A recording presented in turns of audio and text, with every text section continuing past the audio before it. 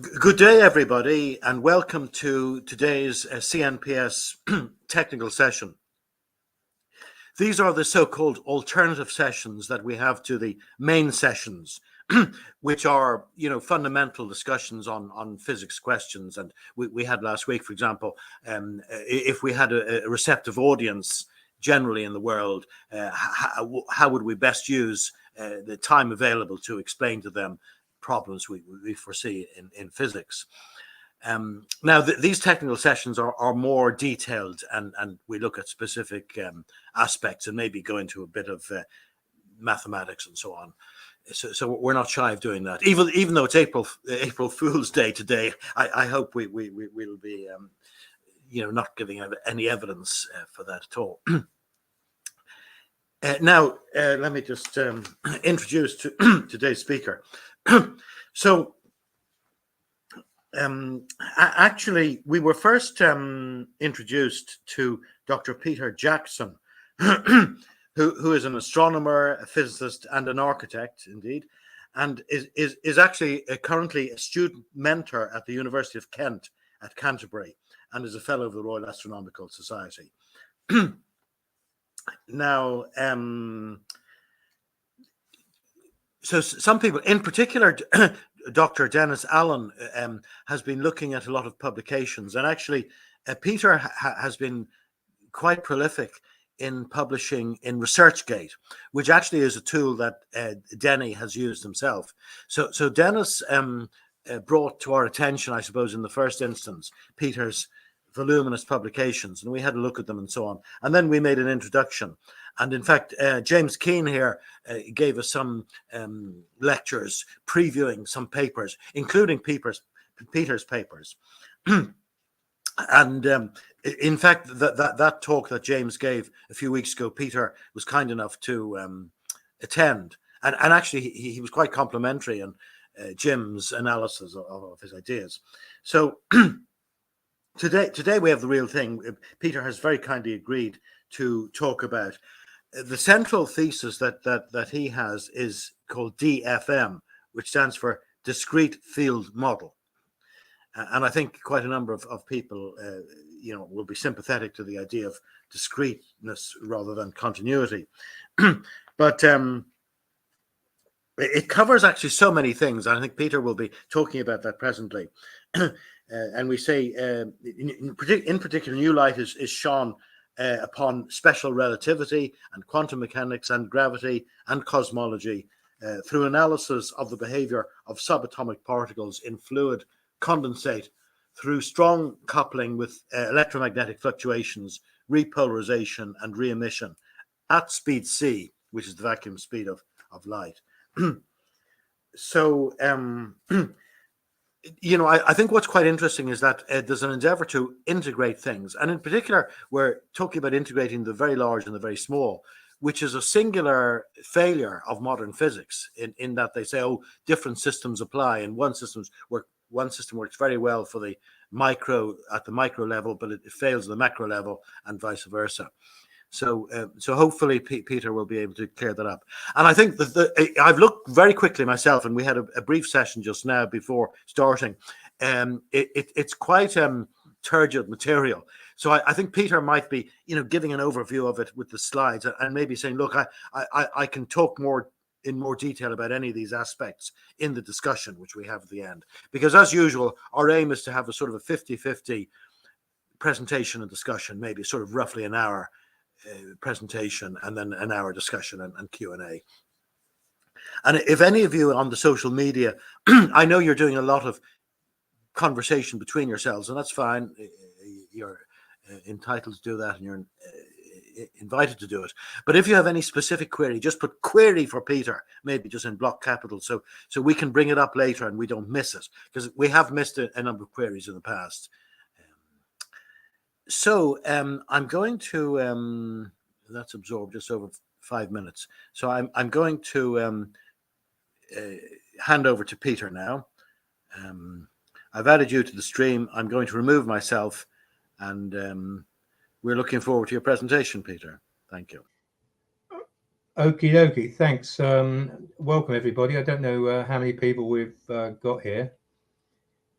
I can only see myself at the moment, so let me just do the. Just very briefly, in the green room, I perhaps didn't explain that sufficiently, but we will be, Peter knows this, we will be bringing people up from the green room to have a one-to-one correspondence during the discussion.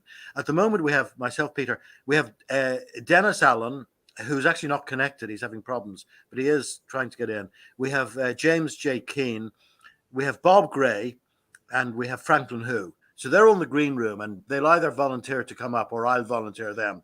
Now, I don't know if we can find out how many people are in the social media, Facebook and YouTube, but I'm guessing, we probably have 20 at least, and maybe more coming in. No worries. I'm just trying to work out how to find share screen again. Okay, it's present. The bottom banner at the very bottom of your screen, in the center, it says present. Yeah, gotcha. Yeah. So just present and then present your whole screen. And just shout if you have any problems and I'll butt in again. Yeah. Okie dokie.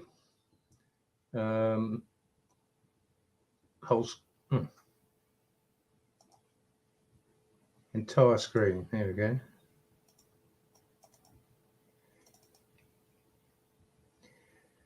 It's coming up screen 2. I'm clicking it. And actually, there is one little more complication in that whenever you put up your screen, I have it as this little icon here, but I have to put it up then. So okay. If you move to another slide and you find it's not coming up, just say next slide, please, and that'll prompt me to put it up. Yeah.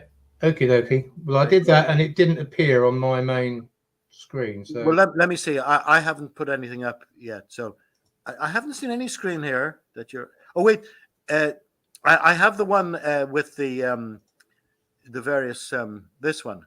Yeah, the bright, pretty coloured one. Pretty coloured one, yeah. Okay, if you want to put. And by the way, Peter and I talked about this just 5 minutes ago.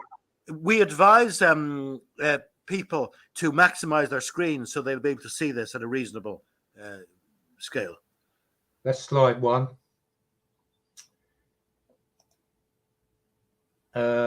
Right, okay, dokie. Has everybody got that? Okay, I can't hear anybody else, so I'll carry on, shall I, Ian?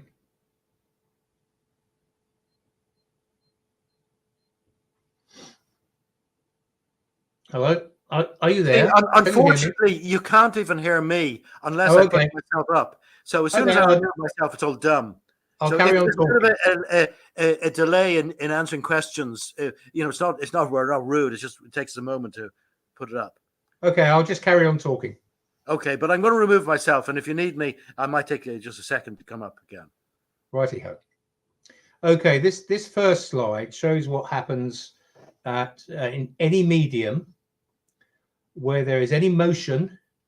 There is always a shear plane between the two. So you can see the green arrows represent the motion of the medium, and where they meet is a shear plane. And always at a shear plane, you get vortices. In fact, in free space, they are vortex pairs. So if you look from the top, they go one way. If you look from the underside, they're actually going the other way. And they're vortex pairs. They're the same on both sides of the shear plane, except that they're in different states of motion. So along the center is the change in velocity. So what the hypothesis is that these are free fermions or free fermion pairs as dipoles or Majorana fermions, where they are both plus and minus, because like planet Earth, they have a north pole, which is minus, goes anti-clockwise, and a south pole, which of course is rotating clockwise if you approach it from the underneath. So this is the basis of saying that this is a medium, it's a fluid medium.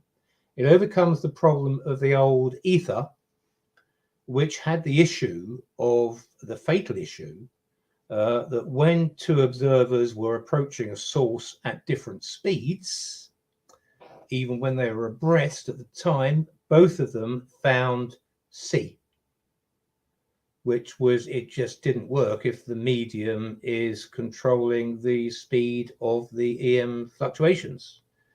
wave-like motions through it. So the ether lost favor purely because of that one great failure.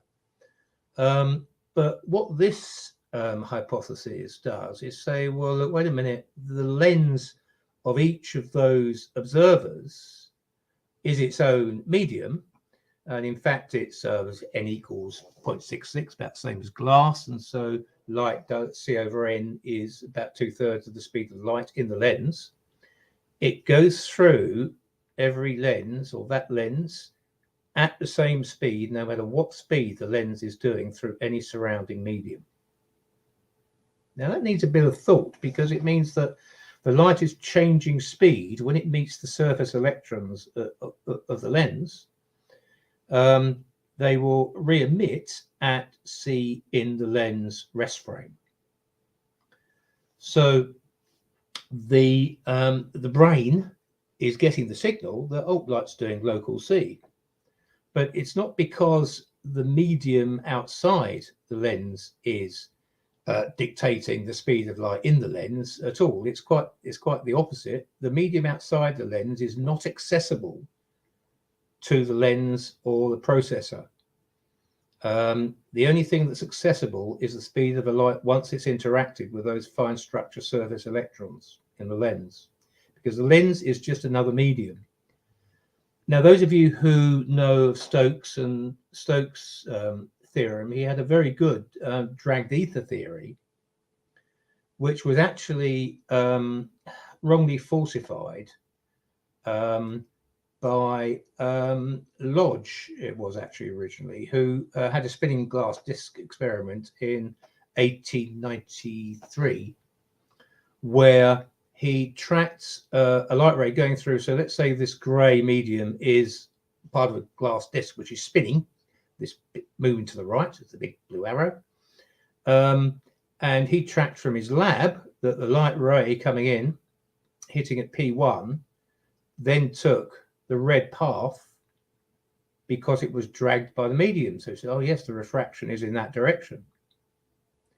What he didn't understand back there in 1893 is that every rest frame has its own state. You've got to be in the rest frame. So in other words, an observer would have to be in the light, in the spinning disk, to properly acquire the pointing vector, which is the actual direction of refraction due to the motion of the glass.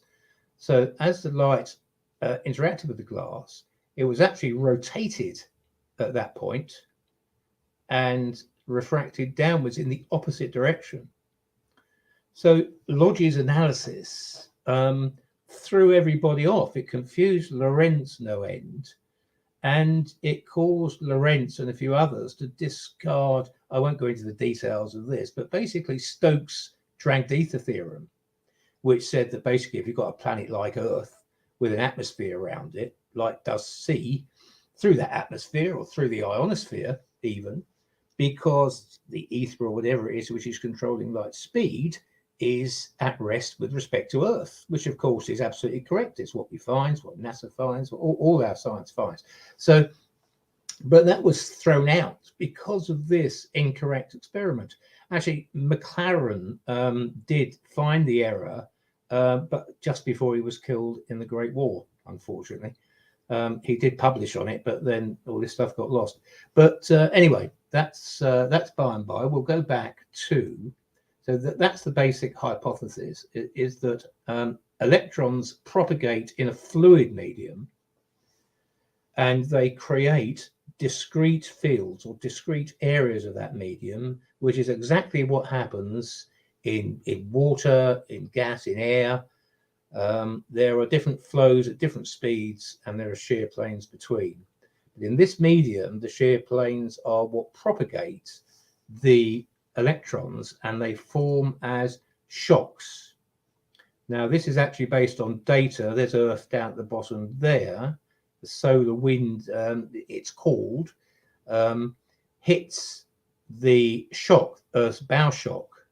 And this is a vector field, these little yellow things. This was a very tiny drawing. It hasn't blown up very well. but there are two sets of vectors across the shock. I'll show you a better picture in the end. But this is actually what's happening out there. As an astrophysicist, I've been studying these things for quite a long time. And of course, we've got photographs of them in the Hubble Space Telescope, LL Orionis in the Orion Gas Nebula. The relative speed, because we can't say whether it's the star that's moving or the gas nebula that's moving, it's all the same. But this shock forms around it where the speed of light there is at C at rest in the interstellar medium, and C here is at rest in the solar system, the stellar system of that particular star. And this is what the NASA data actually say. But in fact, the NASA's top analyst, E.H. Dowd, you may have heard of. Hello, that's gone small again. Did I do that, Ian? I think I probably did. Okay, I'm actually in Sorry, this here. Yeah, I I'm going to interrupt, but I'm given some advice here by Jim, and I'm answering him, but it probably wastes time because the advice is that if you shared your slides rather than your screen, you would maximize everything. Okay, how do I do that? If you'd like to try that, because if I go stop sharing. Oh. Yeah, okay, let's go back to the beginning and go into present again. Because we had all your slides on the left-hand side, which was taking up space. Now, it seemed to give you control to choose them, but it was taking slides. I've got slides in that. I've got share screen, video file, or slides. Yeah, well, perhaps slides this time. You have no slides. Oh, okay. I don't know. It might give you from your computer. You'd have to get them on the desktop or wherever you have them. Well, we're on the. I've got a PowerPoint that's open. Do they reside anywhere, though? Those slides. I do have a file containing them. You see, I have mixed feelings about this. I mean, maybe the way we were operating was satisfactory because it seemed to give you complete control. You were changing slides when you wanted to. The other way, which I think will maximize the slide for the screen, but you'll have to tell me each time you want to change the slide because I have to put it up. Yeah, I think I'd probably rather sit where we were. I think I actually made a mistake. I tried to change the slide on the main screen instead of my PowerPoint screen. So I think that's where I went wrong. Okay, so if we can maximize that, and if I could just say before disappearing to everybody, just maximize your own screens. By touching the little square at the bottom right hand corner, and I hope Jim that's all right because you've been very helpful giving this advice, but it's really a question of optimizing it for our present circumstances. So if you want to go back to the way you had it, Peter. Yeah, I need to flick between slides, so it's probably best if I have do it. Control over that, save a lot of time. Right, okay. I'm hitting screen. Share screen. Share. I may have to put it up the first time, actually. I think the first time I have to put it up. Yep. I'm going to put it up now. Okay, yep. And I'm going to leave you now.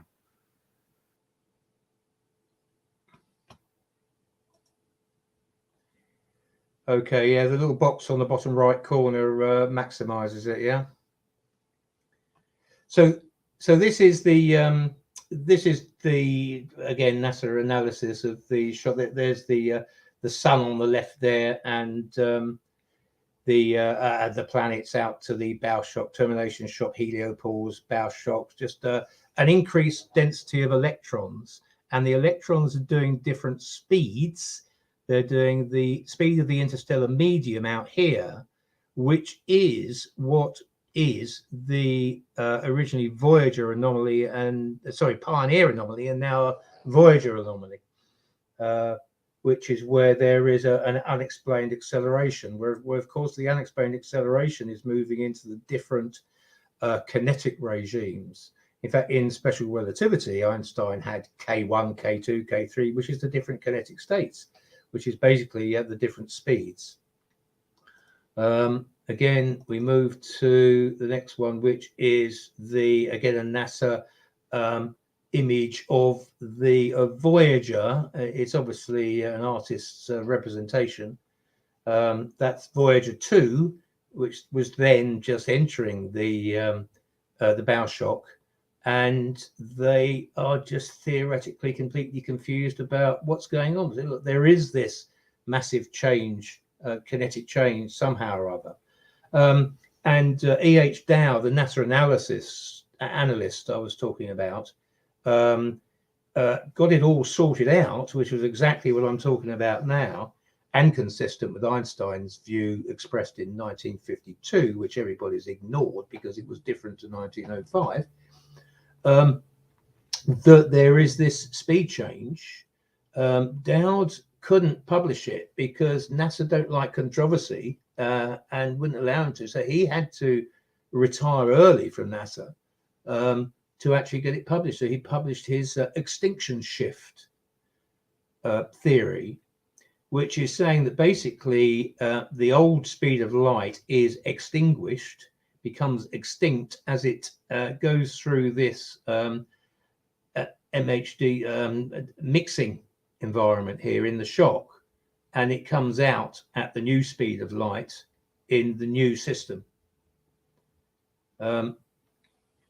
So let's just carry on a little bit. There's a bit of an analysis just here showing mass B in motion with field B. There's the shock.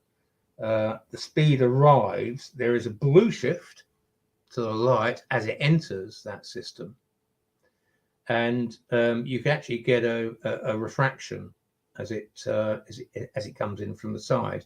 So this is the bow shock and the magneto tail, which trails Earth, which is a lot longer but a lot more diffuse. So the system it creates basically it's a hierarchical system or a hierarchy of inertial systems, saying that right on Earth we have the rotating atmosphere, and light does the speed of light c there, or c over n in air. On a train going along there, it does c over n in the train locally from the front to back of the train, which is exactly again as found, but we have awfully confused mathematics to try and stop it doing that. And then the LT, the Lorentz transformation, just to confound things even further, which I've actually derived, it happens when electron density reaches optical breakdown mode, which is 10 to the 23 per centimeter to the -3, when light EM won't penetrate dense electrons because the electrons can't vibrate, they can't fluctuate. So spacecraft re-entering Earth find at that plasma density they lose contact with NASA, and it's not until that density reduces again that they can again get radio transmissions. So that is OB mode. It's a well known in that field, optical breakdown mode. And that gives the LT, and in at CERN we find exactly the same. The power input to accelerated particles in the tube increases by almost the exact profile of the LT curve approaching C. So you can then put almost infinite power into trying to accelerate the particles even more, but the dense electrons created in both the bunch and the pipe frames in the LHC prevent it going any faster. And that just physically derives the Lorentz transformation, but that's only valid at very high speeds, relativistic speeds, as they call it. So essentially, light does see in Earth's reference frame, which is rotating, out in the ionosphere, or magnetosphere, that doesn't rotate, and light does see in that reference frame, which is what NASA data shows, NASA telemetry. which is what Dowd analysed, and NASA really didn't like, because every academic on the planet will accuse NASA of being heretics. But that's what the data say. And so light does see in it's actually called the ECRF. It's quite well known in astrophysics. Earth's rotating frame is the ECRF, the Earth-centered reference frame.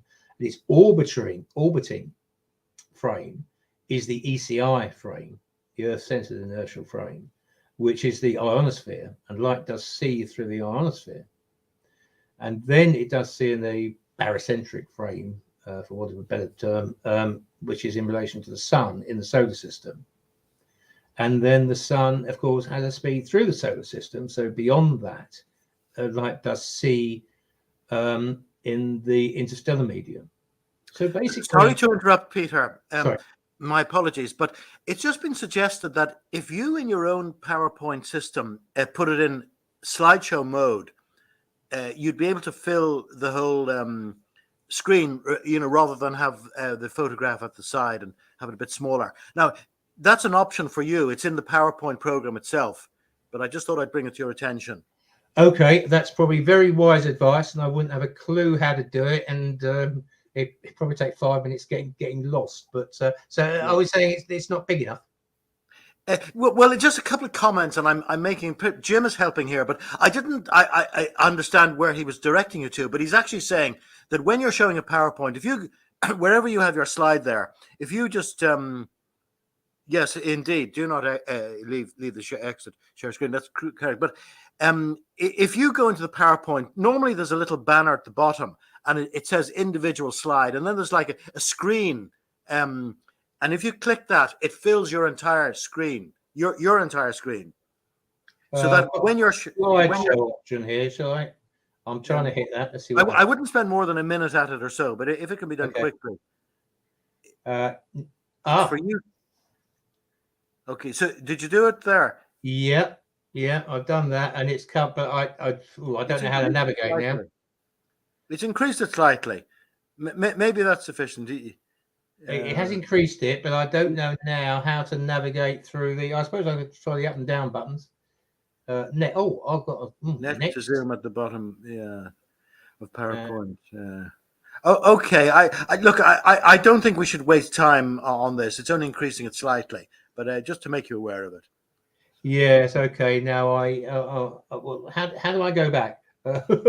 Well, see, the guys here are saying that you should have control, that your buttons, your arrows back, arrow forward, you should have complete control. Now, when I was doing this a couple of weeks ago with Cornier, he put his slides on, which maximized them, but I had to put them up each time. Now, this time you have complete control, and I don't know if you can. I've gone in show. I think I'm probably safer sticking with what I understand. Okay, let's do that. Okay, I'll go now. Thanks very much. Thank you. Okay, so let's push on. So if we can understand the concept, it's basically each one of those is a discrete field. So it's like Stokes' dragged ether theory, but it's a hierarchy. So right from at the smallest scale, a single electron will re-emit light at C in its own center of mass rest frame, rather than all electrons re-emitting at different speeds, which is rather silly when we think about it. Then on up through every car, bus, train on Earth, light will do C within each of those, which is as found experimentally, weirdly enough. And if we go to the relativity of simultaneity, it just gives a very simple explanation to, this can be a train or a spaceship if you like. This chap sitting here opposite the guy spacewalking or on the platform. When these two flashes occur, A and B, at the front of the train or plane or jet or spaceship, light then arrives at OW simultaneously.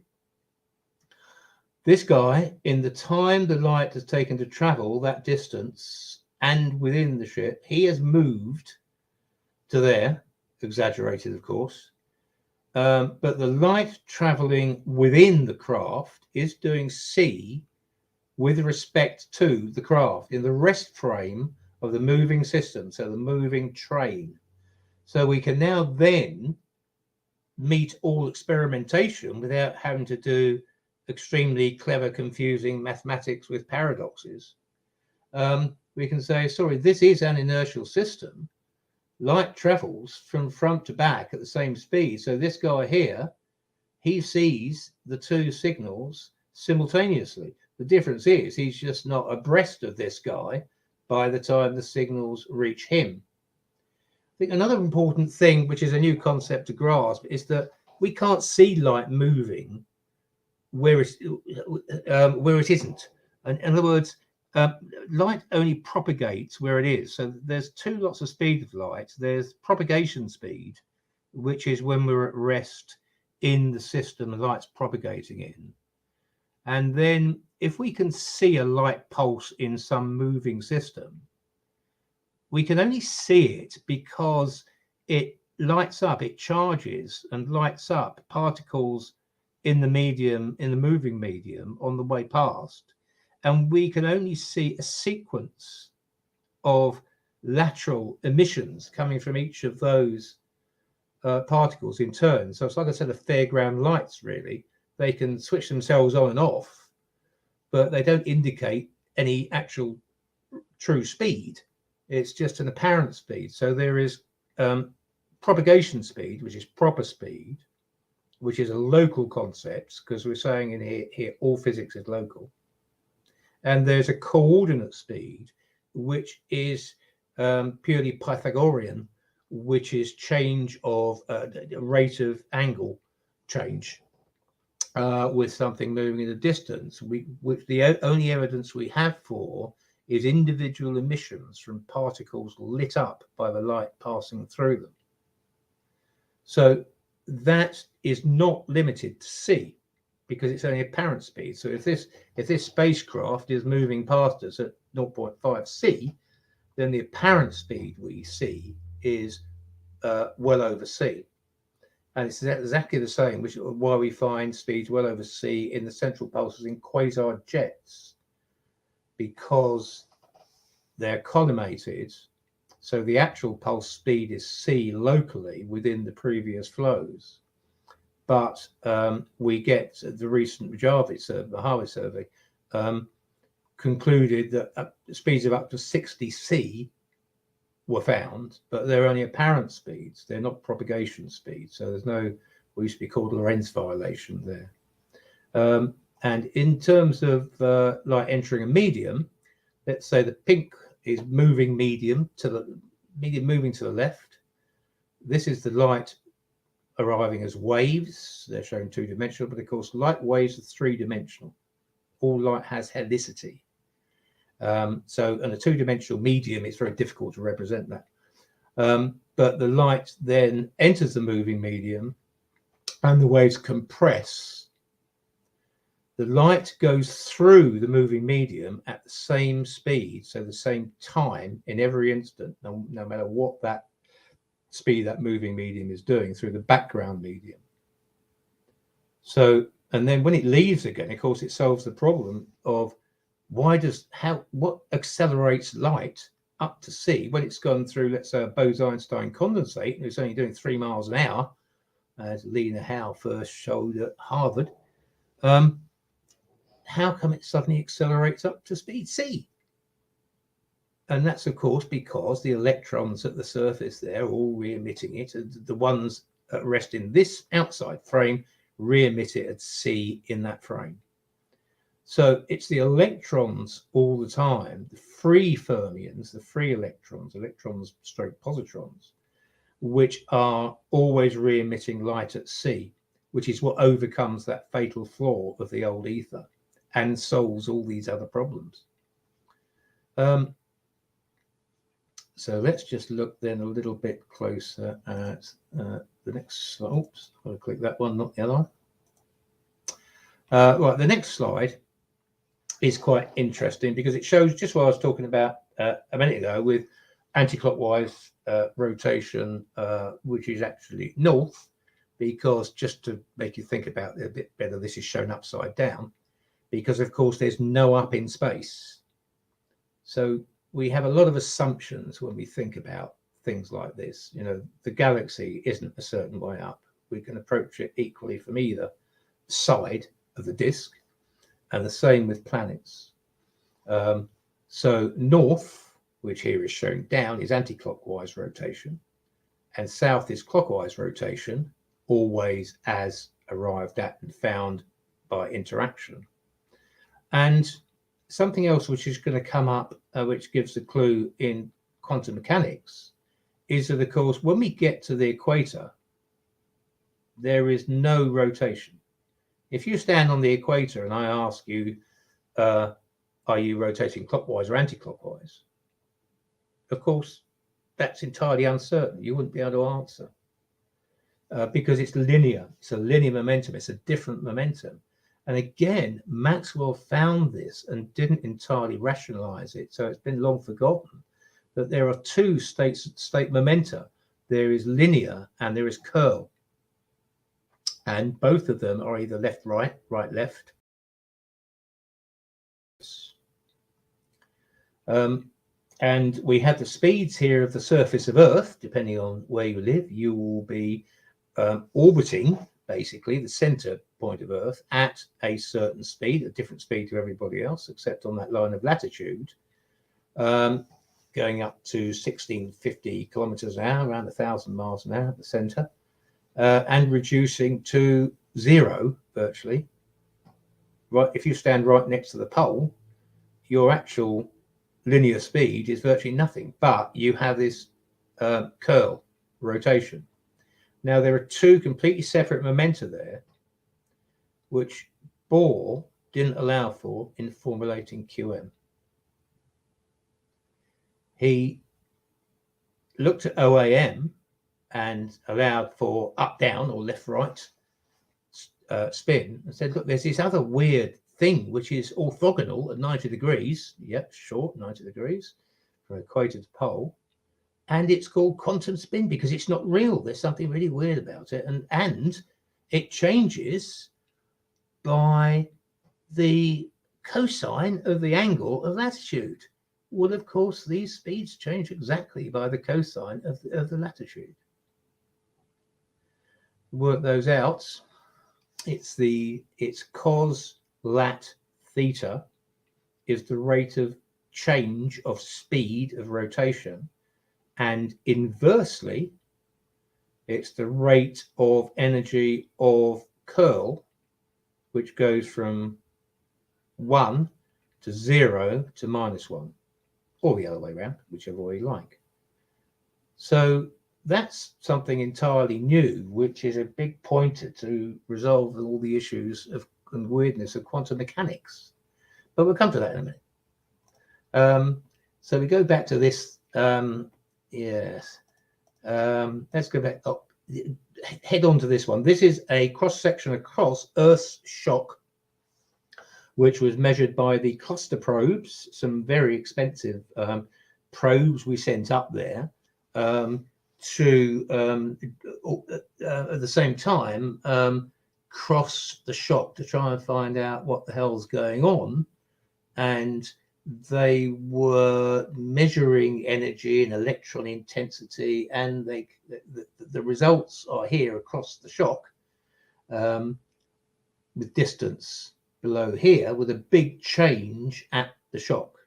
Now, this was characterized as magnetic field strength and electron temperature in the plasma surrounding the Earth's bow shock. And of course, it's still anomalous under that description. If that description is just changed to saying, well, wait a minute, there is a speed change between the two, and there's a big increase in density of the electrons at the shock, which we now know anyway, affecting that speed change, then everything resolves. But of course, that's not what doctrinal theory says, so it can't possibly be. I did try and have a discussion with Stephen Schwartz, but he was very disgruntled that anyone would think that they might actually have a better understanding than Imperial College does on this, so wouldn't even discuss it.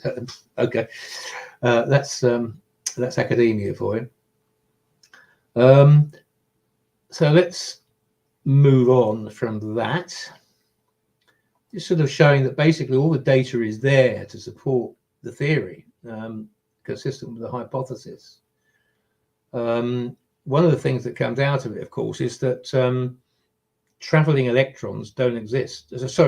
Traveling photons don't exist. The photon is something which manifests at the interaction, because of course we only measure and get data from interactions. So we're only assuming, because we got rid of the medium, that we've got these traveling particles of light.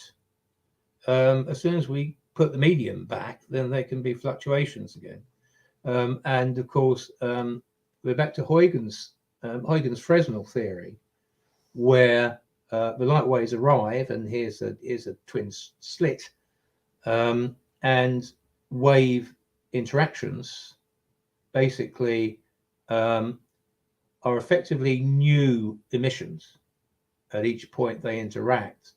And it's very, in a way, it's consistent with Eric's loading theory, where if the EM energy reaches a certain threshold, then it will be re-emitted. It will be re-quantized. Re-quantization is a very important concept here. Again, not well understood in doctrine. So this is Huygens Fresnel theory. So that is a continuous process going on out there with light interacting all the time with electrons or fermions, electron/positrons, because in our planet model, of course, it's a Majorana fermion, which is, it has both clockwise and anti-clockwise rotation. It's a dipole, and it can be flipped, can be rotated.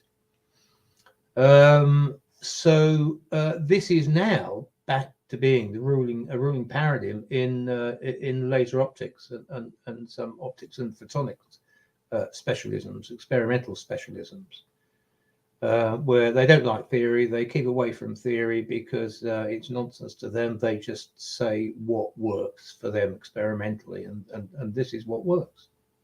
It's a lambda function, which is wavelength, and that's the structure. Now let's just move on, because we're now going to look at something sort of greater implications. And here's a picture you'll all probably be familiar with, which is the AGN, active galactic nucleus. This one is of M87 nearby. We can't photograph our own like this because ours is side on. And in the model, it appears this is a twin torus, which is so both sides. The other side, the swirling and the accretion is the other way. We know that AGN accrete matter. We call them supermassive black holes, but I'm afraid there is no room for supermassive black holes when we come to the end of this theory, because that is the pattern, which is a Clifford torus. Some of you may be familiar with the Hopf vibration. All very consistent, but without really a physical analogy. Well, we've now got one here, because the matter accreted to the AGN, the active galactic nucleus, is reionized, is ripped apart with the heat, and then spat out in quasar jets. Now, this is a galaxy scale version. That is a stellar scale version. That is the core of the Crab Nebula, which was the star that went supernova just before 1066, a few years before. And that's the remains of the gas and stuff near the center that wasn't blown off in the outer sheath.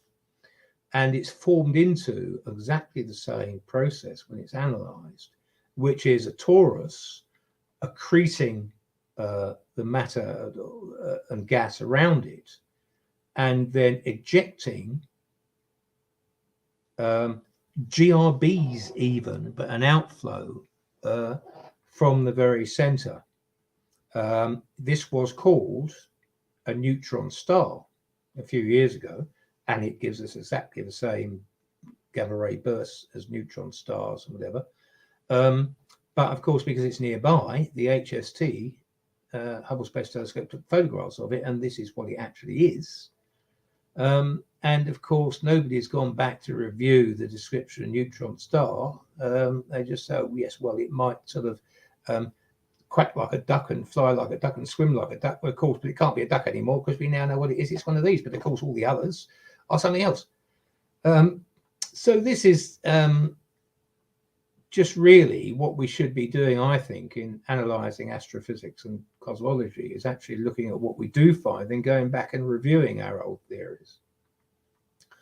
So let's look at the structure then of what we find, and this is not a particularly good one, but basically a pretty picture of what happens at AGN with quasar outflows. I've got a few more in a moment, where they are helical, because the process seems to be, from the dynamics we have, and I sort of had the first hints of this from Sir Martin Rees, actually in a lecture in the 1990s, where the torus, and this isn't a torus, it's a lot fatter than this, actually spins up, heats up and spins up the accreted matter flow from the galaxy disk, and I do mean from the galaxy disk, the whole of the galaxy disk in the end, and it reionizes it and spits it out in these quasar jets, which are chiral, opposite chirality, opposite helicity. And the reason is because the flows meet each other, the contraflows from the Clifford torus, one not going that way, one not going the other way, because they're ripping each other apart and heating it up, heating up the material to reionize it. They process around each other when they get to the center. The two flows process. There are quite a number of papers in astrophysics on this, because we've got the detailed data, but of course it doesn't fit any current theory, so they tend to be ignored. So the precession around each other turns them the last 45 degrees from the center of the torus to the axial outflow, and imparts the helicity to the jets. All quasar jets are helical. They all have opposite helicities, one side to the other, around the axis.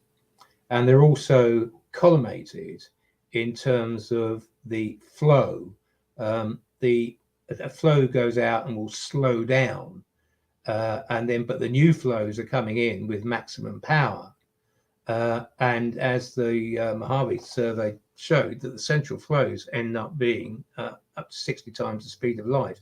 There is a slight mitigation there, because there's the Ricciano effect, which is all about if they go faster than light, they arrive at us out here earlier than the light there. So the cross speed, anyway, it's about 45 C in reality, but it looks like 60 C. And there are a good number of them in the Mojave survey. And here's an analysis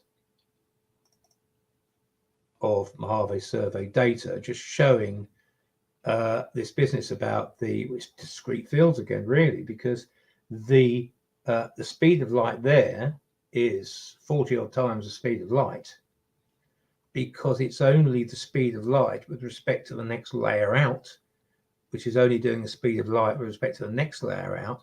And by the time you get through about 50 layers, it's doing the speed of light with respect to the surrounding intergalactic medium, the IGN.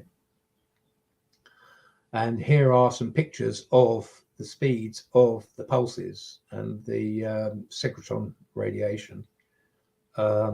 so GRBs, and the pulse motions measured over time, so well above the speed of light for the central pulses. And of course, nobody can understand that. It's not rationalized in any current theory, but it's entirely rational if you consider c as a propagation speed limit in the local medium. So let's have a look at, this is the Milky Way with Fermi bubbles. And the Fermi bubbles are created, they're very common, created by the quasar jets, which actually that they rotate helically, as the last slide showed, which is what forms the bubbles as they process around each other at the center. Now, you may have noticed that there's actually no room for a supermassive black hole. There's also no job for a supermassive black hole, because everything that gets accreted to the center of the disk gets blown out again. And in fact, it's been found, the data tells that there's more matter ends up in the interstellar medium, the intergalactic medium, than was accreted from the disk in the end. And this is probably due to pair production at the many shear planes between the collimations and in the interstellar medium. So basically, nature is mixing new, fresh matter pairs with old, in breaking down the old stuff, mixing it all in.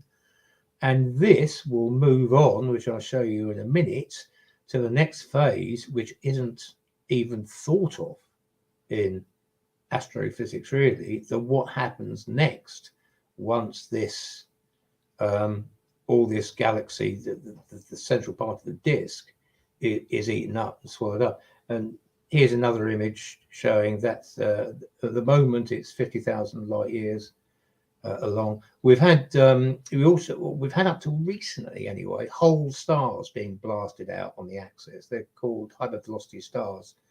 I've just checked out the latest one. I knew of 14, they're now 21, but the rate is slowing down because they are ripped apart in the AGN now more commonly, because the AGN power is growing.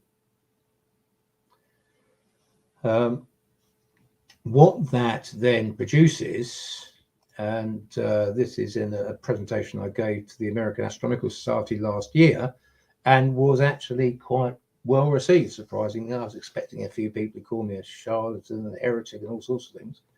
But what it produces is a cyclic evolution model of galaxy morphologies, shapes. Because, of course, the Hubble tuning fork model was never supposed to be any sort of evolutionary sequence. It just sort of shuffled them around in terms of similarities. But what this does, it says, right, okay, here's our quasar pulling all the matter in from the old disk, which is a ring galaxy. It ends up with all the matter spread in space with 500,000 light years, galaxy size, or slightly more than the previous galaxy size, lengthwise. And that then, due to the natural rotation in space, everything in space starts to rotate once you place it there. The center part rotates out to a virial radius and then drags the tails of the arms and is a new young blue open spiral galaxy. And you end up with a closed spiral galaxy with more rotations. The Milky Way is somewhere around about here, about halfway through its life cycle. And the spiral galaxies turn into disks, which then blend ever more as the arms blend and become lenticulars, which is where the matter starts to be accreted towards the center.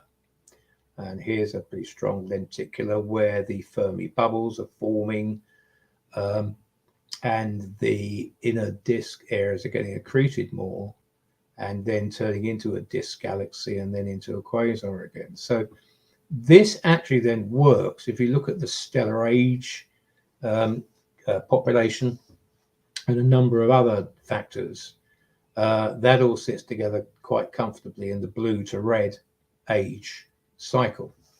And the age cycle does vary, but it seems to be we will be there around about the time our sun is going to be burning out anyway.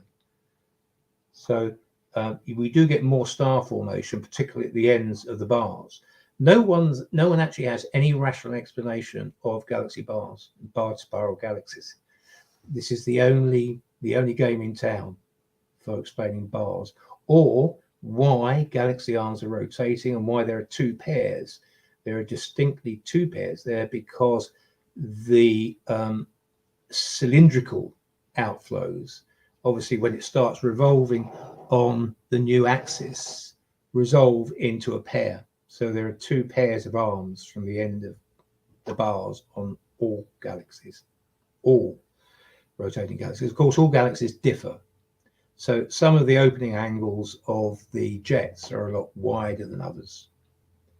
But let's just have a quick whiz through and just have a look at some actual ones in space. There we are. That's been through its quasar mode, and the center bit is just starting to rotate. That's the slightly earlier phase. And here's an analysis of it called molecular outflow. Then I wouldn't bother to read it. The descriptions are all very sort of poor and anomalous anyway. There's another very similar one to the previous one, where so from the center of the torus is in there, and they're the outflows, and it's about to start rotating to form that sort of shape. And there you go. It's that's done half a turn, trailing the arms. And that's the Hawk galaxy, I think, which is just absolutely typical of what's out there. When we get to, that's the Cartwheel galaxy, we can actually see the accretion lines of matter from the outer main disk still being sucked into the AGN, in this case before the serious outflows start up, because everyone does it differently. This one's quite nearby.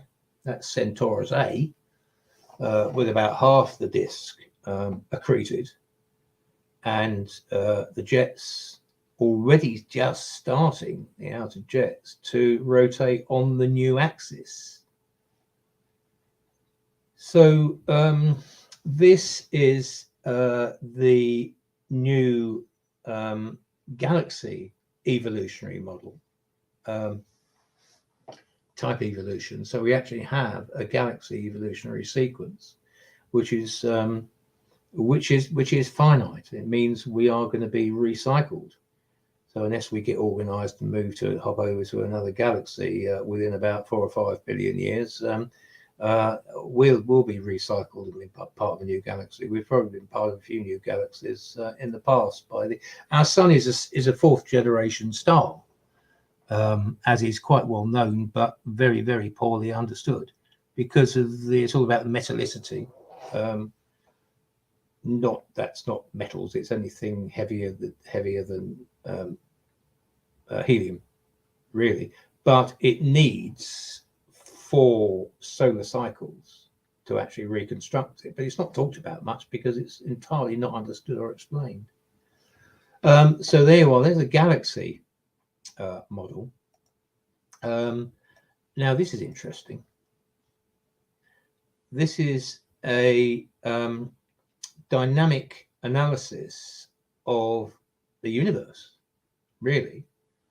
So we've moved on quite a lot, or some people have moved on from the Big Bang, and analysing the CMB very poorly, mostly again. And here is the, it's actually done by a French team, this one, in analysing the flows. Here is the great attractor, which most things in our local universe are being accreted towards. And here we are in the Milky Way, not far from the Virgo cluster there. And it gives a new view on the structure of the universe. I mean, we've all seen the Millennium simulation, that sort of thing, and how, of course, the filaments are all helical. So it's exactly the same helicity. And when we analyze the CMB, we find there are very peculiar anisotropies, including not only the axis of evil, which is a flow towards the great attractor, but there's a dipole anisotropy between those, which is asymmetric. And then also, even more weirdly, there is the underlying helical anisotropy of the CMB. This was actually from WMAP, which followed COBE and confirmed COBE findings, and the Planck survey confirmed all this lot in even more greater precision. So what that suggested to me as an analysis, a cosmological analysis, because we've got big problems with cosmology, with the Hubble non-constant, or Hubble tension as it's now called, whereas depending on how you measure it and what factors you're measuring, it's nowhere near constant, and it never has been. The so-called Hubble constant, so which is all about expansion, and it suggests actually that there is no cosmic expansion, or cosmic expansion might just be a phase of a cyclic cosmological model. So this axis of evil is, and the anisotropies are exactly what would be reproduced. Let's say if Earth was sitting in something a bit later than this stage, but in an outflow somewhere about there, where there is an axis, where we'd be off-center to the axis. So the dipole would be anisotropic and asymmetric. And also it would have an underlying helicity, because each one of those is helical. And it would also explain why we've got more electrons, or we find more electrons than positrons, because we just happen to be on that side with motion going that way, where the electron helicity is more prevalent. If we were in exactly the same position the other side, we'll find the positron helicity more prevalent. So that's perfectly explainable in those terms. And what that leads to is really a possible, well, you've got cyclic evolution of galaxies, which is here, which is suggesting that the mass growth function, which is all about, it's supposed to be all about mergers, but there aren't enough mergers to explain why galaxies are so much bigger now than they used to be. It just doesn't work, but it was the only game in town, and there's no other solution. Well, there is now, because according to this one, the early galaxies, every time they go through a recycling process, they actually grow in size, and so effectively it's not just a circle, it's a helix. The whole thing is actually growing.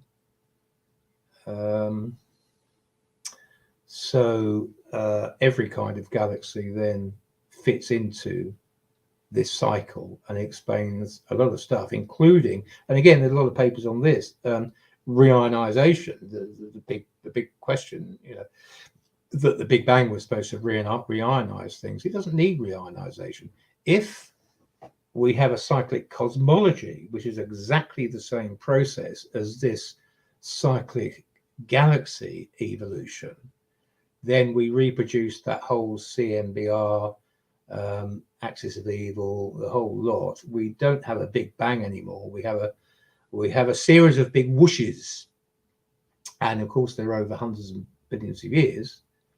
But everything then fits into place and is explained, and the expansion or inflation is only just one phase, which is of course a very energetic. Oh, sorry, I've pressed the wrong thing again.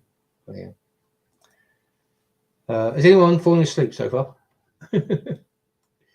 Hang about. No, I think we're all enthralled at the detail of your presentation. But so, if you wish to go on for another little while, that's fine as well. Yeah, I've got a whole bunch more to go into. I've got to just talk about gravity, how that falls out of it, and that sort of thing. So if I hit that, we're back to share. Okay, proceed. Yeah. By all means. Okay, I'll push on. Right, we're getting there. Now, all right, gravity, okay? Some of you may have heard of vortex gravity, which Einstein, Thomson originally, and a lot of other people worked on, couldn't make it work. What they missed was, in fact, Bernoulli, who actually had his vortex theory. Basically, it's just all about fluid dynamics, and increased speed decreases pressure. And in the envisaged flow vortex theory of that, basically, as all our weather systems show us, it's we have a low pressure in the center increasing to higher pressure out there. So there's a pressure gradient around every vortex, and that can be very simply explained in a cyclone or tornado. The low pressures there. This motion, the spinning motion, has nothing to do with this induced secondary radial inflow caused between the high pressure and low pressure areas. Now, this is with a hard deck, with a surface on a planet. Out in free space, of course, it's both sides. So we get our torus again. If we look at a cross section of a pressure against radial distance, Bernoulli derived the inverse square law, which is exactly equivalent to gravity. So we're saying that around all bodies, let's say particles are made of spin, going right down to the soliton, nuclear soliton, at the very smallest scale, where we find the exact same profile of an AGN with like Einstein's trampoline, with accretion increasing as radial distance decreases. But then rather than go to a singularity, which of course, as Einstein said and many others, can't exist, don't exist, they're nonsense, they're just a mathematical mistake. But what actually happens in reality is, of course, they reverse, they invert, which is what happens in an AGN, which is what causes the outflows, which is the exact opposite to gravity. So it's all gravitate. I mean, the gravity is, of course, the whole AGN torus motion spinning. And like a ballerina, the more matter you get, or probably ice skater, the more matter is concentrated in the center, the faster it will flow and the more accretion you get, until it gets to a certain point where you get the inversion, which is in the AGN case where the flows meet, and you get this inverted both sides. In fact, this is just half of that torus model. Now, if we look at the sun, we find that it has frame drag in exactly the same way that the Earth has frame drag. The lens stirring effect you've probably heard of, which is the frame drag effect, where basically the rotating body is dragging space with it. So it's actually sort of forming a vortex of sorts. And this is the sun. This is the analysis of the sun's emissions. And it's not like a Catherine wheel. It's a different pattern. The Catherine wheel will spin round and spray out, so it'll go different distances at different speeds. But this is quite different. It's actually a medium drag motion around the sun. So it's again the lens stirring frame drag effect, which is allowed for in relativity, but entirely unexplained, of course. And here it's actually a Schrödinger spread effect as well. So the emissions have got this rotation. Now, this is only, again, a 2D representation of a 3D effect. So at the poles, it's a different pattern to, obviously, to the equator. So again, we have a sort of a torus embedded in a sphere, embedded in a torus, embedded in a sphere, which is the pattern of our galaxy and of the motions. I'll try and move along a bit as fast as I can. So gravity, effectively, it's Bernoulli's inviscid vortex equation perfectly models gravity, and it's just all based on that flow, that medium flow. But the rotational motion of the medium doesn't impart or contribute to gravity. What forms gravity is the radial pressure distribution formed by that motion. So again, just I've done it again. Let's do that and hopefully bring that back in. So if we go back to that one again, you'll see they're two entirely different things. This is a radial pressure gradient around a vortex, and the motions there have nothing to do with this is effectively equivalent to the gravitational effect around all matter. So we're saying that right from the very basis, electrons are vortices or twin vortices, electrons, positrons, and the effect of them is additive. So the whole thing builds up. The actual motion of the body itself, the motion of the sun, doesn't contribute much to the frame drag effect. It's actually the combined additive spin of every particle that it's made from, which actually forms the lens stirring effect. Right, now let's just move on, and we will. Sorry, it, I must stop doing that. Right. Let's move on to some another big anomaly, which will lead us into quantum mechanics, because now you'll be familiar with the three filter effect. If we have two filters at 90 degrees to each other, they will stop almost all light going through. But then if we insert another filter between them at 45 degrees, it releases a large proportion of the light through all three, which of course is taught by everybody as a weird quantum effect, completely non-understandable. But of course, in our model, a polarizer actually polarizes, it rotates polarization. So here we have a single photon emitter hitting a grid running that way. That actually polarizes the light in that direction, vertically, which of course won't go through that one, but it's rotated when it hits the 45-degree one to there, which then will go through the horizontal filter.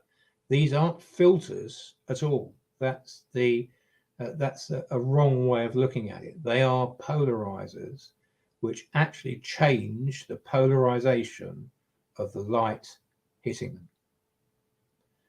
So now this has makes a fundamental difference to the analysis of quantum mechanics. It is the only solution available. I published it a few times and nobody's found any fault with it or found another solution. It's been cited a few times. So, I mean, hopefully it is correct. So let's sort of go back to QM.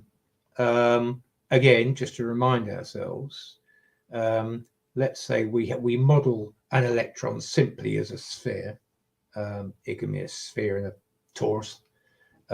We have these two sets of inverse momenta, okay, the curl, the poles, plus and minus, and the rotation, which can be left or right or up or down. And uncertainty we can deal with straight away, because if you are standing by the pole, you're uncertain whether you're rotating left or right. And the closer you get to the equator, you become entirely uncertain as to whether you're rotating clockwise or anti-clockwise. And then you invert and go back to the poles. Both those are inversely proportional by cos theta latitude. So you've got actually the whole of the basic data of quantum mechanics in a very simple physical model there. And that they reproduce Dirac's analysis, which is, again, unexplained until you look at it in terms of those two momentum sets where you've got this offset inversely proportional cosine curve. And it's not only with 0 at the center, +1 to -1, but there is an overall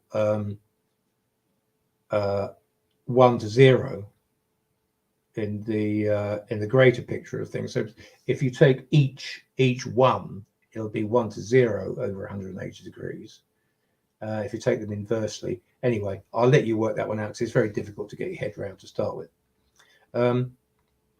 The thing about quantum mechanics is when these particles, so let's just imagine, look, one of these is a particle, or let's just go on to this one. Whoops, yeah, just go on to this one, which is an overall picture of a Stern-Gerlach beam splitter experiment. If we use our model of our electron, say, we split it. Now, this is going to be a test because the average human coming out of a lecture can probably only remember 3 things from it. Now, from here, you're going to have to remember 6 or 7, but you can go back through again afterwards if you can't remember them all. So let's start this process. The measurement problem, paper published recently in Springer Nature Foundations of Physics, which explained this, but hardly anybody can get their head around it. So I'll try and do a simple explanation here. You have a particle, it can have any polar angle in a Bloch sphere, 360 degrees, any angle you like, completely random. It's split at a beam splitter, and you get 2 identical particles, absolute clones, except that, of course, one's heading one way, one's heading the other way. So one is led by positive and one is led by negative. So here we have Bob and Alice with their detectors, which are also electrons and they're polarizers. And they can flip them. They change their dial and they can reverse the direction of spin, the polarization. Now, electron spin flip is something which some of you, I've done it again, is something which many of you may not have heard of, but it's actually quite common. You can repolarize something. Here's one way of doing it.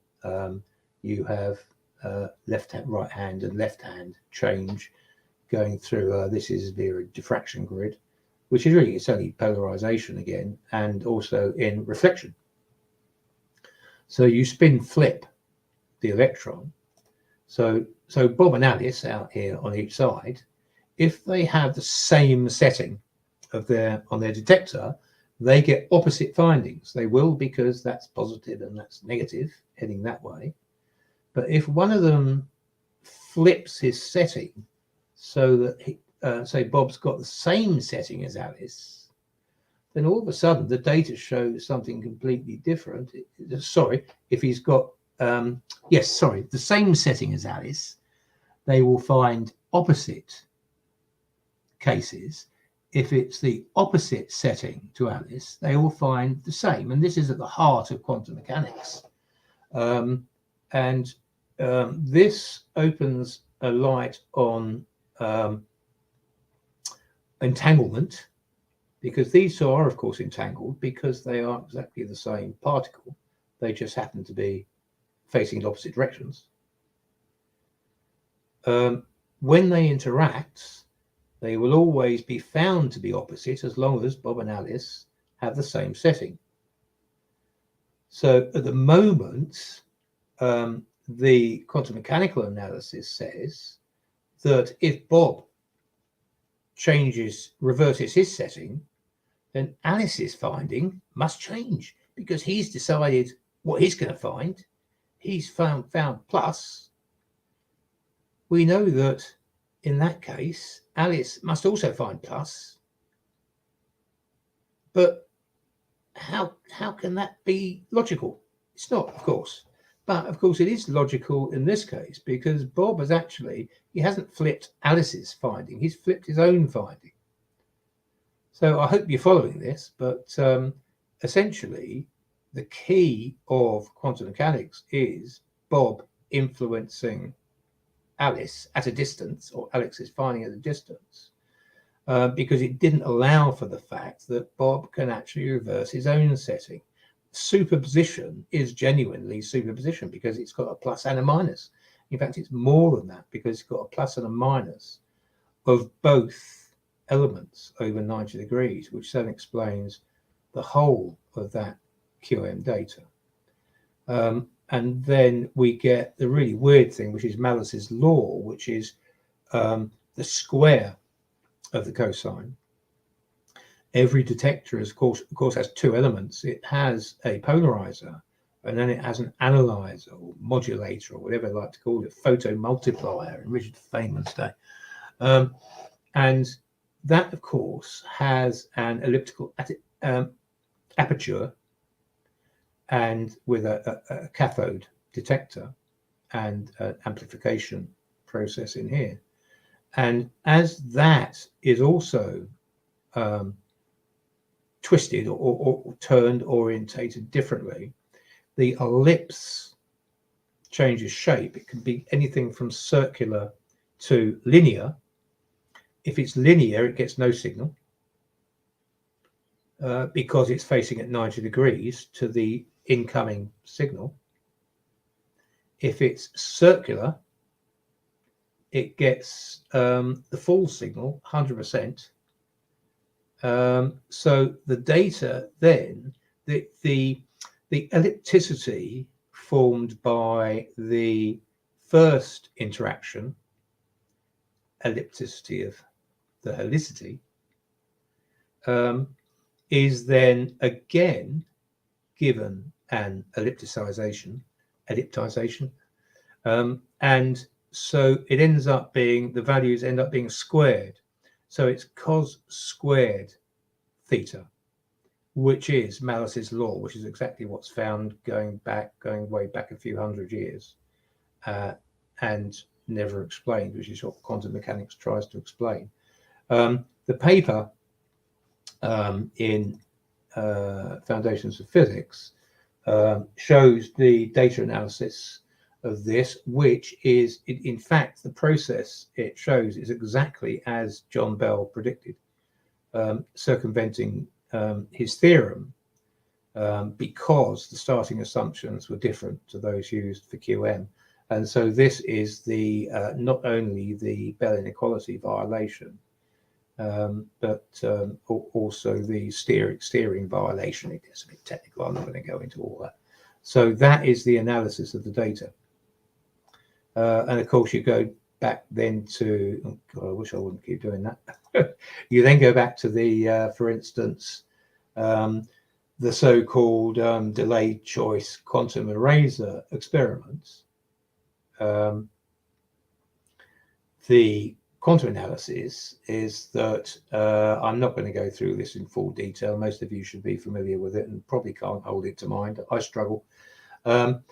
Is that there is a pre-decision made somehow or other as to what you're going to find, because the assumptions made in the first place were wrong. In fact, Sabine Hossenfeld did a very good video on this almost a year ago now, where she actually analysed it correctly. It essentially was saying that you don't get a single photon. There's no such thing as a photon. You get interactions with the slit edges, and then you divide them up and then bring them back together, recombine them, and there is a perfectly classical analysis of why we get the data we do.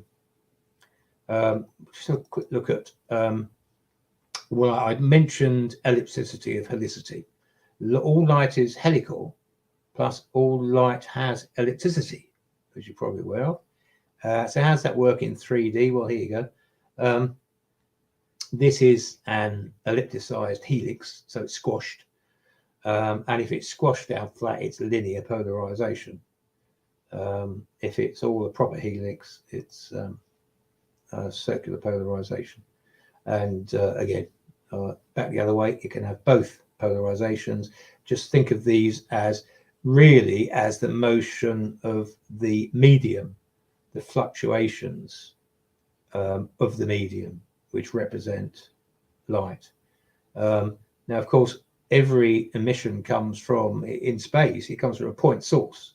So let's say we've got a point source, and the helicity grows with dissipation with distance from the source, which means the orbital path effectively grows. So if we're talking about charges around the orbital path, then we can say that the orbital period takes longer. And of course, all emissions from point sources in space expand by the Schrödinger sphere. So this can be considered as a patch on the Schrödinger sphere, which itself, which has a bodily motion as it goes through space, moving the medium. This will be ellipticized, but of course the Schrödinger sphere isn't exactly a sphere. When it hits particles, moving particles and discrete fields on the way across space to give us our well-known astrophysical surfaces last scattered, it dents the sphere. The sphere becomes non-spherical. So we get so light arriving from the advancing edge of a galaxy arrives before the light from a receding edge of the galaxy, which is a well-known astrophysical finding, along with the Sunyaev-Zeldovich effect and a few other effects which are not rationalized by current doctrine. So, Peter, I'm sorry to interrupt again, but I'm just wondering, we've actually had this matter before. You're not the first, but we're just wondering that if you could finish up in the next few minutes, that's fine. But if you have some more substantial material, it might be better to call it a day and invite you back on another occasion. We don't want to rush. I'm almost there. Okay. Sorry to check that, but okay, because we did that once before. Just about three slides to go. Excellent. Capital. Okay. So we then go to stellar aberration, which again is a geometrical problem, in that let's take a refractive plane. Let's say this is light entering Earth's medium, we assume refraction basically sort of rotates the whole of this sort of square between two light rays there. The whole thing changes, and he's like, so the beams and rays description is a load of nonsense, because what actually happens is the each interaction with each electron on the refractive plane rotates the optical axis. So we can then go back to our Poynting vector discussion, and the rotation of the optical axis here actually gives us stellar aberration, which has not yet been rationalized theoretically or with any relativistic algorithm. We still have to do it by hand. We make aberration predictions by hand because it's just not understandable. But this is, if you think of it in terms of rotation of the optical axis at a moving refractive plane, then all of a sudden everything is explained. And that's quite, I mean, again, it comes back in a way to Eric's loading theory, in that if, let's say, the particles, these are 2 billions of electrons, which the light waves are meeting, maybe at a bit of an angle, but these are all moving sideways, you then have an asymmetric loading on absorption, which rotates the axis of the re-emission. So the causal plane is then conserved, but we actually get this rotation of the axis. So in fact, it turns out as a change in position of stars ahead of Earth's motion. So if Earth's motion is that way, then the star position, which sent that light there, actually looks as if it's over here at an angle. So that produces stellar aberration. And finally, I think, oh God, I really wish I wouldn't do that. Keep hitting the wrong screen. There we are. In a refractive medium, this is trying to simplify it. We get, say, a block of glass moving to the right. Plane waves hit it. Let's say that they hit it at the plane normal. They are rotated back in that direction, because each one is a local rotation at each interaction, each electron interaction, as it meets the new state K, or K1 from state K, kinetic state K, kinetic state K1. So that's just a few of the results of the concept. Again, based on the, go back simply on fluid motions generating vortices, which then couple with light, and it overcomes the problem of ether, the old ether problem, because it does so at the surface of every moving medium or body, and therefore converts it to the local speed of light. Okay, I think that will do. I'm sure you've all got loads of questions.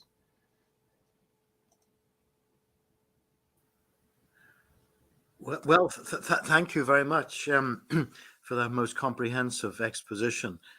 There was quite an amount of material there, and I apologize if I did try to hurry things up at the end, because I wanted to give sufficient time to, permit some questions to be asked, and maybe some discussion as well on the very extensive material that you've gone through, Peter, and actually the very detailed slides as well. Just maybe one or two comments before it turns over. Actually, when your papers were first drawn to our attention by Dennis here, I was drawn to some similarities between your ideas, starting, I suppose, from the Stokes dragged ether type business, and my own ideas in explaining things like aberration, stellar aberration, and movement of rays at interfaces of different media, maybe moving in different directions. So I saw a great similarity in some of your analysis there with some of the others that I've looked into. Although with regard to this re-emission and sort of extinction drift and so on, whereby one gets a perceived difference in the C, let's say, in the vacuum speed, or the speed of perceived light transmission, and yet there isn't a real one because of this retransmission and so on. I'm just wondering, say in a Sagnac experiment where you have a rotating table or something like that, well, on the disk itself, the speed of light actually does change. There's no compensation there. So I'm just wondering, does this sort of re-emission business occur only in inertial frames rather? So that's my only question before handing it over maybe to others. The difference between inertial frames and accelerating frames, which is the only difference, is very minor, really. It's only a bit of tinkering difference, because the whole point is that the system itself is moving. So let's use an analogy of a bus. The propagation speed on the bus is the speed of light with respect to the motion of the bus. Doesn't matter what planet the bus is on, which way the planet's going, which way the bus is going, what medium it's in. If you send a signal through the bus, it goes through in a certain period of time. Now, of course, extinction is another matter, because that comes in diffuse medium. It was actually Raman who first found this, and it's all about birefringence. And Miller found it up Mount Wilson, in that when light enters the atmosphere, there's a certain extinction distance. Light isn't, the old speed of light isn't entirely extinguished before it hits the surface, which is why M&M found a small residual. The good book for this is, of course, the old Bible, which is Jackson's Electrodynamics, which gives extinction distances and Ewald-Olsen extinction, which changes. So an extinction distance out there in space can be parsecs if it's a very, very diffuse medium. In the Sagnac experiment, it's, of course, depends on, I'm very familiar with ring interferometers. And it depends on whether the signal is emitted outside the ring or as part of the ring. If the emitter is rotating with the ring, you get different results to if the light enters the ring and the emitter's rotating.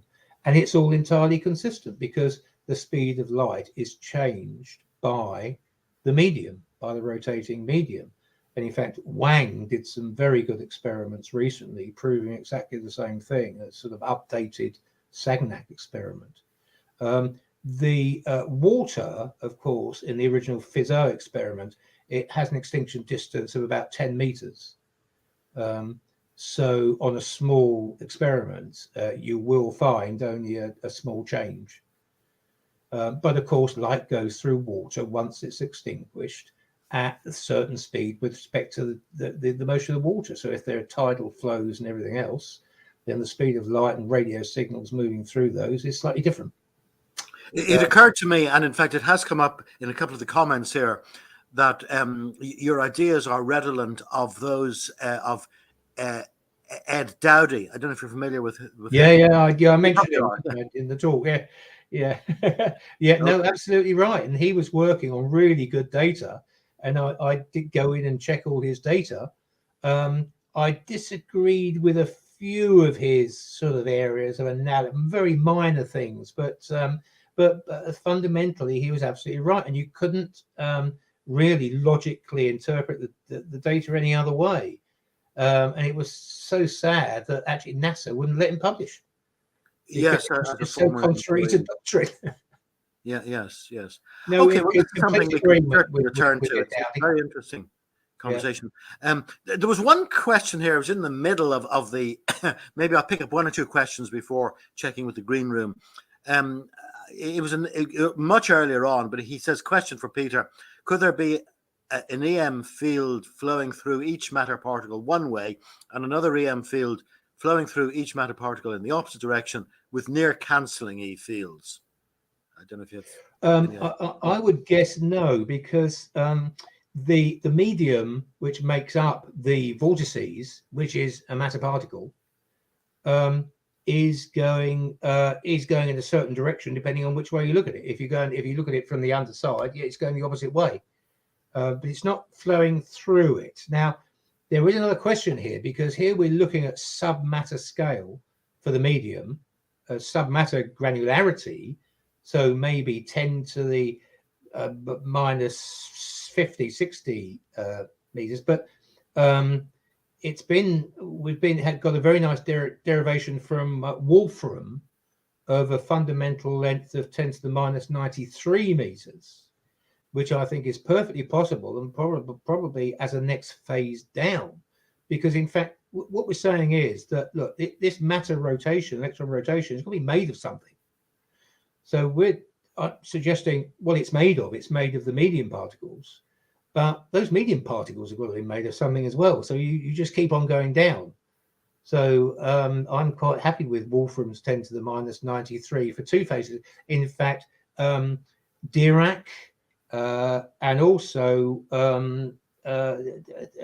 mentor of mine came up with the same idea about different scales and different sizes. In fact, both down and up. So below matter and above cosmology. Dyson had some very similar ideas to Dirac, and I'm completely in agreement with almost everything that Dyson said. Frank Dyson, yeah, okay. No, I was a little surprised actually at Franklin's comment here. I don't know if what your comment is on it, Peter. If you use a Foucault pendulum, you can tell which pole you are standing on. North pole appears stationary, while South pole rotates every 24 hours. I would have thought there was symmetry there. Yes, I'm not so familiar. I think Foucault was correct when I looked at him, but I haven't looked at Foucault for a few decades. It's Freeman Dyson I'm talking about. Yes, of course. Who's my mentor really on a lot of things. I was going back a bit one further. Of the reasons I actually sort of departed physics to study architecture was to learn different ways of thinking, and in fact to challenge, which you can in architecture without the problems in physics. You can challenge old assumptions and come up with new ideas and really rethink things. And Freeman Dyson was he was actually contemporary with my father in the RAF in the war, so we had some connection going way back. And his way of thinking was, I mean, he left mathematics behind to think freely, and the same with Sabine Hossenfelder. Really, she started off as a mathematician. I quite like Sabine's way of thinking as well, but Freeman Dyson was just absolutely brilliant. And he talked about foxes and hedgehogs. I don't know if you've heard of the foxes and hedgehogs thing, where he said physics is full of hedgehogs, people who get defensive and prickly when something new comes up, and they turn up into a ball and don't look, so they don't see anything. Whereas what we need is more foxes who will go and sniff new things out and look at them in very, very good eyesight, even in the dark. That was Freeman's view. Okay, so you haven't a quick agreement or disagreement with Franklin's proposal there. I wouldn't like to comment on it. Actually, I don't know enough about it. So yeah, okay, it's a detail. There might have been one more thing before we go to the green room. Let's see here later. A lot of discussion actually on your paper, as you can imagine, and I fear that people might be in contact with you as well.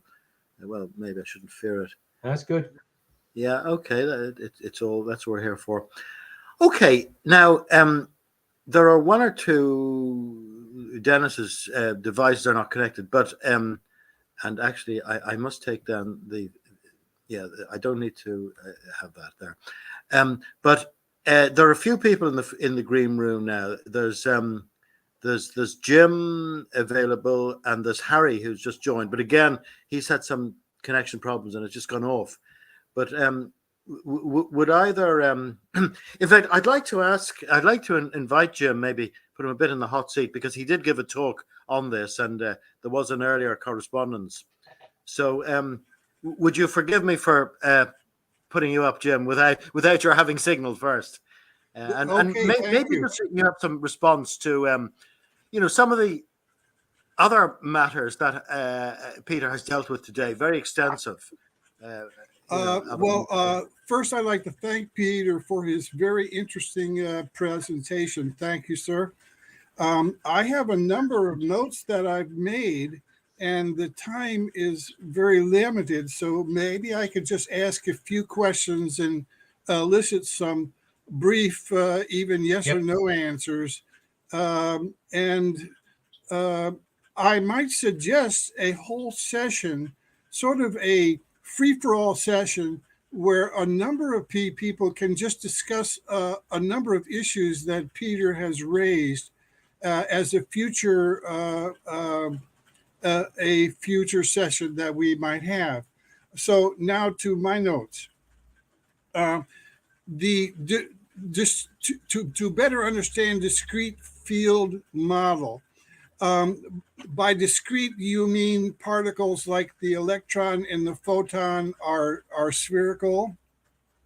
Is that what the word discrete refers to? I model them spherically purely for simplicity. I don't believe they are perfectly spherical. In fact, I have a theory that every particle in the universe is different. But I mean, not spheres, and probably toroidal. Okay. So the word discrete refers to what then? I'm just trying to better understand your thoughts. Kinetic state. So if you have 3 buses driving around the car park, each one has a discrete state of motion. If you go right back to Einstein's original paper, K1, K2, K3, the car park is in state K. Each of them has a different kinetic state, 1, 2, and 3. The light within each of them does C within each of those states, and it changes speed when it enters the glass window of each. Okay. And then the word field in the title of today's talk. What field is this? The field of the discrete particles, or what exactly is your definition of a field? Yeah, that's a good question. The field can be both the electrons themselves, which are, because they are in control of speed, so it can be a very dense field where they change the. In fact, I think Maxwell referred to about 1 micron between a near and far field. So I really take on Maxwell's definition of field, because it's the speed of light is same as Einstein. The speed of light, and it's an IRF, inertial reference frame, but they're real. They're bounded. So in Einstein's 52 paper, he described them basically as bounded systems. So Earth's ionosphere is a field, but then so we have the fields of matter, condensed matter.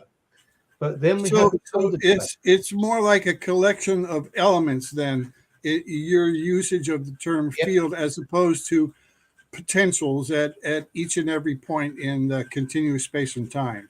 Yes, but the condensate itself is also a very important field, in that it has its own states of motion, K1, K2, K3, and it's between those states of motion that the matter condenses for the very purpose of changing the speed of light, so it's always constant locally. So we have 2 distinct definitions of constant, and everything is constant C within each field, but it's controlled by the electrons. Is the electric dipole moment of the electron particle equal to zero in your thinking? Overall, in terms of the plus and minus contribution, yes, but for the same reason we have more electrons than positrons in the universe, and for the same reason we have a dipole anomaly with muons and arriving at Earth. We have, depending on which direction you are going in relation to the electron, you will find either a surplus positive or negative charge, which is a positive or negative rotation. The work by the researchers at a research group at Harvard and also in the UK, and another group, both claim that the electron dipole moment of the electron is zero. I just bring that up. I think it's zero. It's zero when it's at rest. When you're at rest with the electron, sitting there looking at one in rest, and at rest in the medium, then I agree it will be zero. But of course, that's not reality. How do you deal with the question of fractional electric charge? In other words, 1/3 of the Coulomb charge of the electron. The sort of quark business. Yeah. I prefer to. The first answer is that I don't know. It needs some more thought. But let me just say this: non-integer spin of particles. Okay, I can take a sphere and I can rotate it so it has a certain spin in a certain direction and on a certain axis, and then if we change that axis at the same time that it's spinning, then 180-degree spin doesn't bring it back to the same position on the surface of the sphere. So there are three axes on, it's got this axis as well. So you've got a spinning sphere with a polar axis and then two other axes. Now, a rotation on that axis at the same time as a rotation on that axis means that you've got to have two spins of 180 degrees to bring that point back to where it started from. You probably need to sit there with a ball and do it to actually find out that works. But every single non-integer spin, including spin half, is produced by combining more than one rotation. There's nothing that says that electrons can't rotate only on their polar axis. Okay, Jim. Anything else before we charge? Say again. Sorry. I was referring to fractional charge, 1/3 of the regular electron. Yes. I can't really answer that, apart from saying that I think that the charge you find is actually continuous. It's a bit and changes continuously. So, but it's an area I haven't really looked into that much. I've got quite enough to look into, to be honest. But but the fact that, I mean, for instance, non-integer spins, everybody sees that spin half, spin one, spin two, and whatever. But of course, that's nonsense. If you look into that, there is every spin. There's spin 1.23777 recurring. You know, there is every kind of spin, because every kind of rotation, every axis of rotation can vary slightly and vary slightly in speed. So if you actually look into non-integer spins closely, you'll find, well, it's not just spin 1, 2, and 3, but they're just examples. And indeed, they're all recreated by this business of, I've got a video on it on YouTube somewhere, but just showing how they're all recreated by having more than one rotation going on at the same time.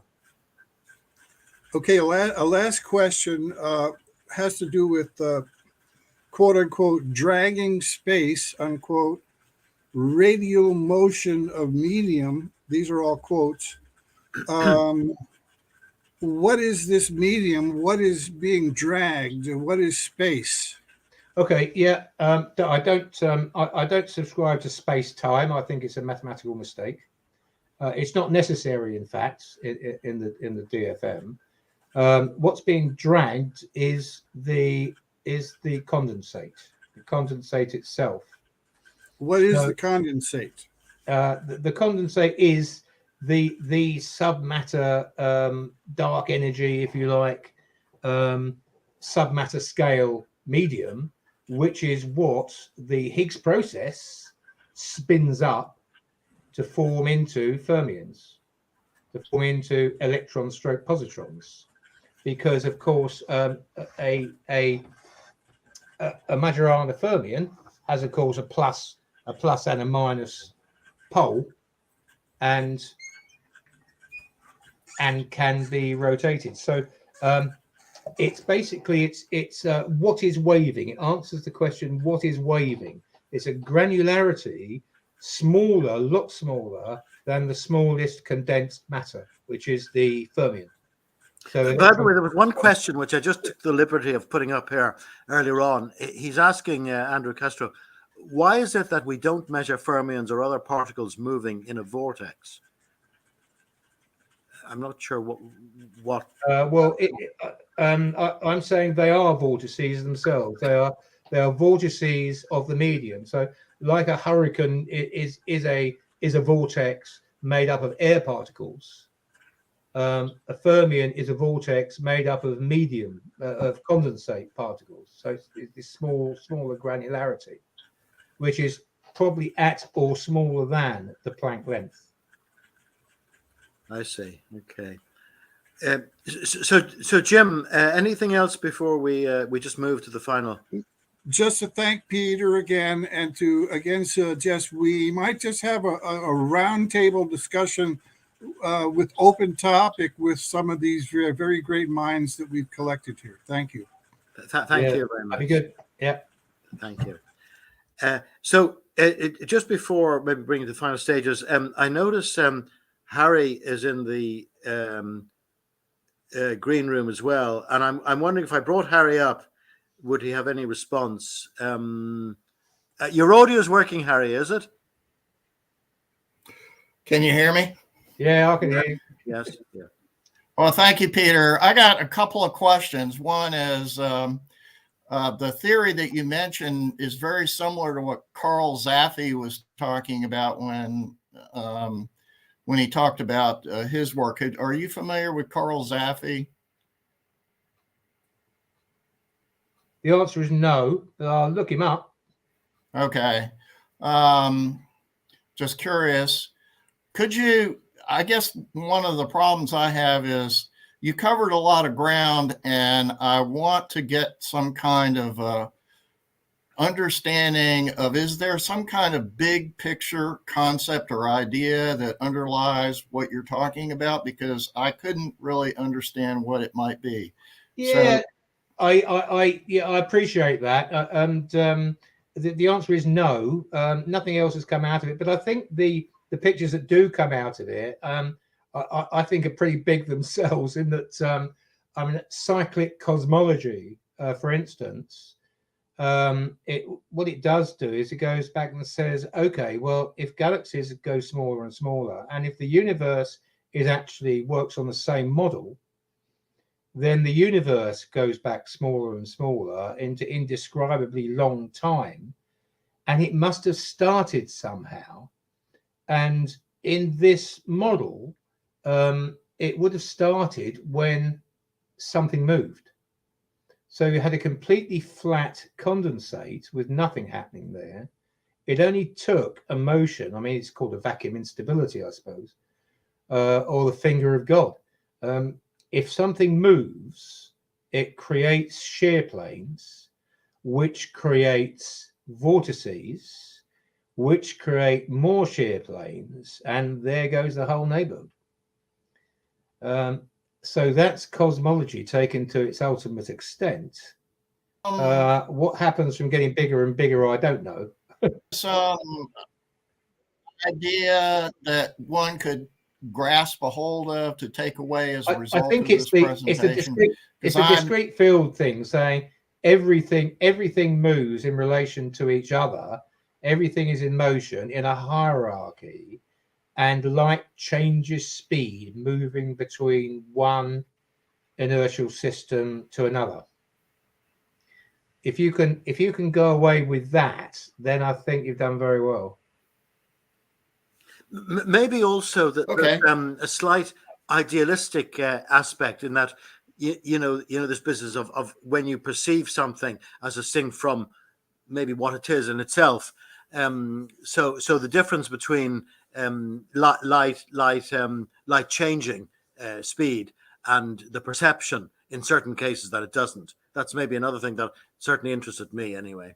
Yes, indeed. It's the two concepts of, or the two concepts of constant in constant speed of light, and two concepts of speed as propagation speed in a medium and apparent or coordinate speed, which is not propagation, and that one is not limited to c. That's entirely apparent.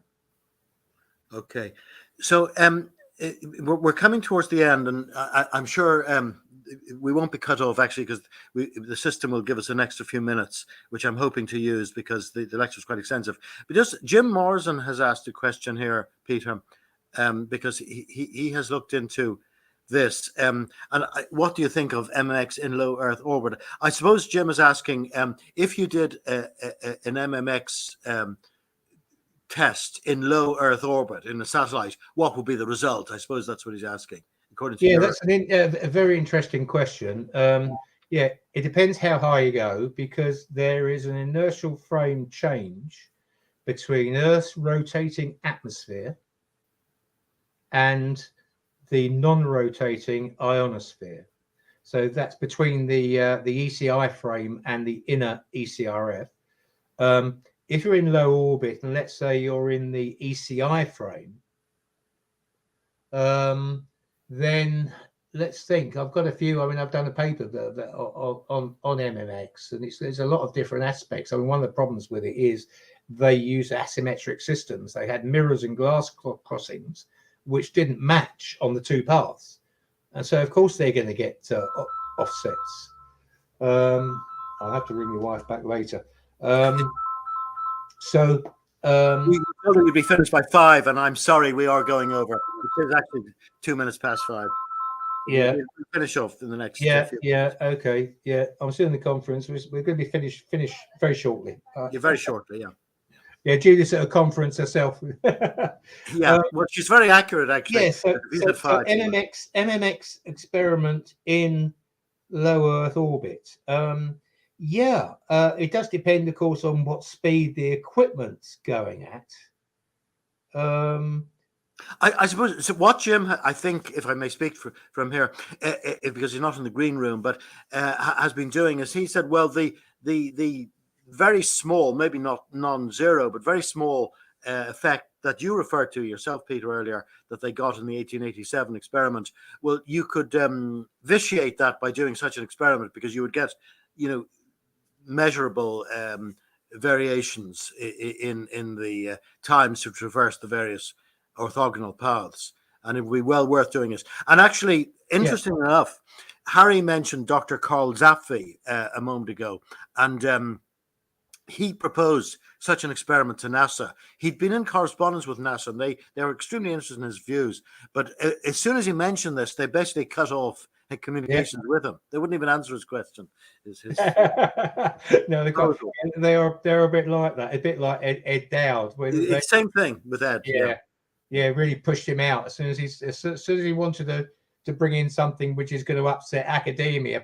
That was it. It was out. The apple cart. Yeah. So Jim, keep at pushing your experiment, and we have ideas about what might happen. Yeah, there are predictions in the model that which can be tested. I mean, for instance, one that hasn't been I haven't seen in any astronomical journals papers so far is the galaxy bar should be, each half of it should be rotating in different directions.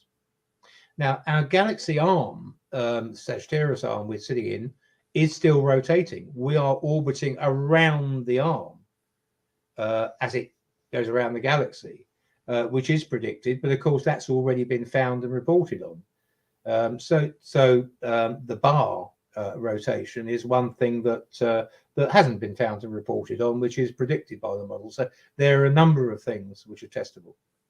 There was one maybe last thing which I might just take the opportunity of saying, because I think we'll have to close up now. But Al Kelly looked at various models of galaxies and very distant objects, and he basically came to the conclusion that what we were viewing in regard to a distant object, a nebula or something like that, was a composite image, because these things are so extensive in space that the various elements of it would be determined by light which had left the unit at different times. Some aspects which we're actually seeing now might be no longer in existence, and similarly there may be certain black parts which are at a particular time giving out light. So he said he actually did some modeling of sort of circular objects, and he found that if you took into account these sort of variations, maybe in orbiting and so on, and the fact that the light from any element would reach us at different times, he got these various shapes of galaxies. I don't know if you've looked at that at all, or what your response. I haven't looked at that particular work, but I've done a lot of work in studying the Atlas 3G work, and in particular Sauron, the Sauron survey, which was galaxy kinetics and light from galaxies, which is why I touched briefly on light from the advancing edge of a rotating galaxy will reach us before the light from the receding edge. Now, it's not because it's going any faster through the medium between us and the galaxy, but it was going faster through. So it's lensed light coming through the galaxy. It was accelerated by the outer edge halo and decelerated effectively by in the receding edge of the halo. And there are quite a few findings like that of light from galaxy edges in the Sauron survey in particular. Oh, okay. And I think you intimated earlier some aspects that were not too dissimilar to that. But I think we could talk about this for hours and hours. And actually, let's hope that we have initiated contact that can be continued, but by various means, by email and by correspondence, and perhaps by further talks. But we've overstayed the mark about 10 minutes or so, and I think we could be forgiven for that, because Peter has given us a very, very extensive exposition of the results of applying his various DFM model and other ways of thinking to various phenomena, extending from the very small to the very large. And in fact, over the last couple of weeks or so, we've been discussing this, and Peter said, look, do you want me to concentrate on one of these elements, or do you want me to be all embracing? And I was a little concerned, because I didn't really consult. I thought there wouldn't be time for me to consult with the half dozen of our regulars here who are driving these alternative sessions. So at the end, I maybe just one or two emails, but I said to Peter at the end, look, you're the man who's the arbiter. You should decide. I said, certainly we'd like not to be restricted too much. You might give us an intimation as to how you can apply it to the various areas. And, we can look into that in more detail and sort your papers if we need to. So I think he did a splendid job in doing that, actually, because he covered all the areas, or all the really important areas. There probably are more, but all these extremely interesting areas where this theory this model can be applied. But he also, gave us an overview of the whole situation without going into too much detail, and yet covering them all to make us conscious that they are available. And I think a number of people actually in the comments, they are going to source out the ResearchGate papers, which I would recommend, because I had a look at a number of the papers, and I would recommend that they do that. So I'll close the session now. Thank you very much, Peter, for agreeing to come to us in your new body. We've made the introduction. Thanks for asking me in there. You're very welcome, and thank you for coming. And we'll wish you a very, very good day, and good luck with all the work. Please do proceed further, and we hope we'll be hearing from you soon. We may even have the temerity to ask you to come back in the not too distant future to fill in on any of these aspects. And if any of the people who've been participating either through the social media or in the green room feel that Peter didn't cover XYZ sufficiently and they want more information, please just drop me a line and we'll look at that further. So again, for everybody who participated, all your comments, all your questions, sorry we may not have got to every single comment. You've made so many comments, but they're in the system now. And thank you for the green room. I'm sorry that Bob had to go earlier, but thank you, Harry, and thank you, James, for participating, and above all, our speaker who did a splendid job, and it's given me a lot of food for thought. Thank you very much. I'll bid you goodbye, Peter, for the present, and I'll bid everybody goodbye, and I'll end the broadcast now. Thank you.